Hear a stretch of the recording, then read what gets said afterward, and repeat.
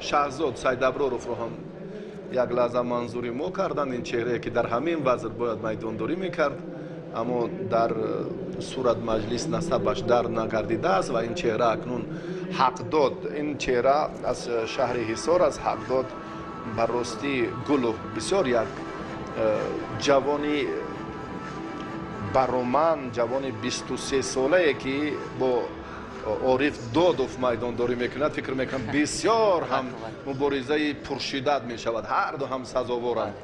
ва дар хусуси ҳақдод месазад гуфт ки ҳақдод дар марҳилаи ниҳоии мусобиқаи байналмилалӣ ки барои дарёфти ҷоми шаҳри Душанбе доир гардид, бо Хайрандеш паҳлавони Кӯлобшаҳр майдондорӣ кард ва бисёр ҳам сазоворона майдондорӣ кард, ҳунари воло нишон дод, 4 ғалаба ба даст овард ва баъдан ба ин марҳила роҳ ёфт. таҳти роҳбарии Садриддин Обидов машқварзӣ мекунад бо хилъати сафед аст ва Ориф Додов ҳам. ин ҳар ду ҳам бародароне ки дар толори варзишии шаҳри Душанбе таҳти роҳбарии Обидов тамрин мекунанд. ҳам Ориф Додов ва ҳам Ҳақдод Гулов якдигарро хеле хуб медонанд. қаблан ҳам Ҳақдод дар муқобили Додов муваффақ шуда буд, аммо акнун қасди нокомӣ меситонад ё боз ҳам Гулов эстафетаи пирӯзиро идома медиҳад. инро вақт нишон медиҳад.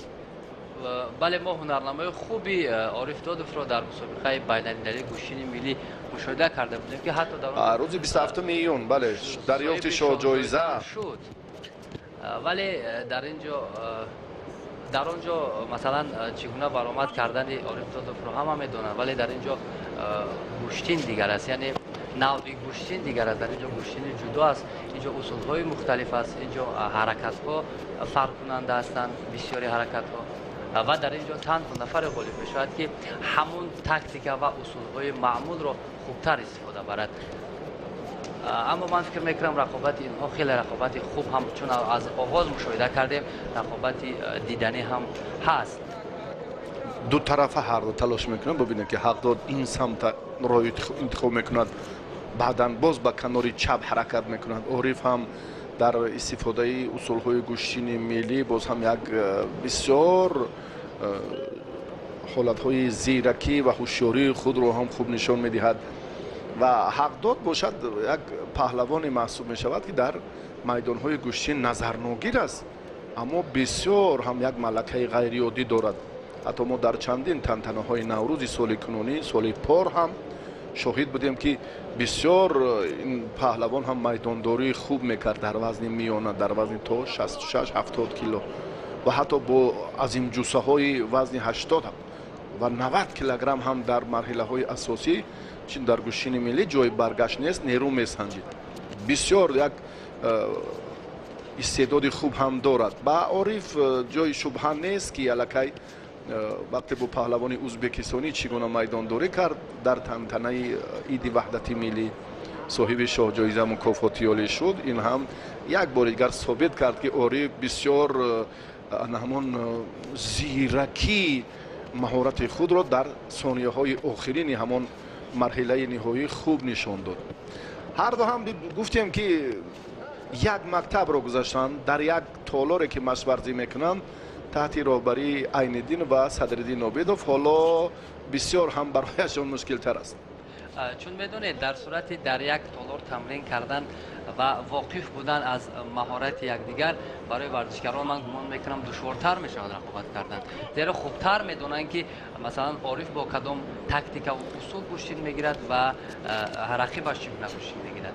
сабаби асосӣ ҳам ҳамин аст ки аз якдигар имтиёз ситонида наметавонанд, якдигарро хуб медонанд ва маҷбур аст довар инҷо як хулосаи шидо ба хотири боз ҳам бо суръаттар яктарафа доштан тарзи боз ҳам ғайриқоида дар гӯштини ҷудо аст. акнун Ҳақдод Гулов шидо гирифт, муборизаи паҳлавонон боз ҳам идома меёбад дар лаҳзаҳое ки ба усули сари китф ҳар ду ҳамин амалро хуб истифода мекунанд.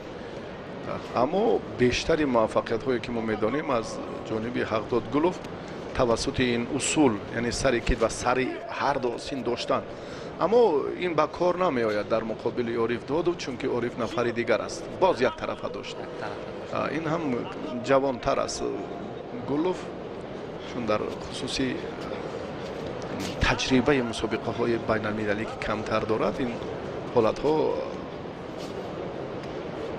خود را نظارت کردن نمیتواند و دو دفعه لکه اشتباه کرد. اکنون عارف داد و با یک جرأت و یک توان دیگر در 30 ثانیه چی کار را انجام میدهد. باز از پشت پا حرکتی که مقابل عارف دادوف اینجا گلوف سامان داد خوب انجام نمی آمد. از سر یاسین ببینید از گریبان سر یاسین داشت جستجوی همون راهی با ثمر سر کتف. این اصولی که بسیار هم اصول دوست داشته حق داد است.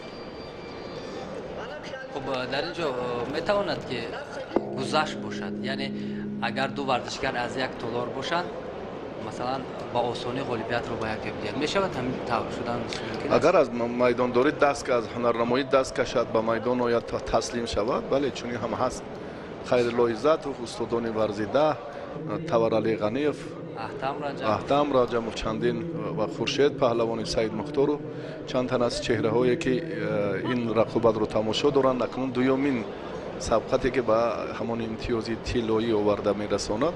این هم مبارزه هر دو در خصوصی مقاومت کردن هر دو، برابری هر دو، ملکه خوبی هر دو سخن گفتیم و این رو هم وقت ثابت ساخت که کار به امتیاز طلایی در وقت اضافه رسید و وضعیت حقداد گلوف از حساب آگاهی هایش اونقدر خوب نیست و این رو هم ملکه عارف داد و خوبتر میداند و باز هم اگر فشار رو دوچنگ کند و اکنون میدان نشان میدهد. ما قبلا با میرزایف اونقدر توجه نداشتیم. بسیار یک جوانی که واقعا به حیرت آورده بسیار هم یک اصول غیر عادی رو هم خوب استفاده کرد. میشود چون این لحظه های هست که الکی مربیش هم چون این فرصت رو انتظاری نمیکشد. شیدو یک طرف داشتن حرکتی که ما در این لحظه ها میبینیم الکی مجازات است. الکی حقداد نیز یک شیدو گرفت و در اینجا میباید که فعالتر گردد. اینجا یک اجرای اصول وزاری و غالبیت با عارف دادوف. ببینید در طور مرحله های دقیقه های طلایی آمدن رقابت هر دو چندان پرشدت نبود، اما ببینید در چند ثانیه ای که وقت های طلایی فرا رسید فعالی دادوف بیشتر گردید و او توانست در این رقابت پیروز گردد. البته از حسابی باز قوه ذخیروی از حسابی باز هم آمادگی همه جانبه جسمانی حقداد اینجا خود اشتباه کرد، آزاد گذاشت. گمان داشت که الکی در این فرصت ببینید چگونه خود را دفاع کردن نتوانست و بعد این روند زود ببینید عکس عمل از جانب عارف دادوف خوب استفاده شد و در این تلاش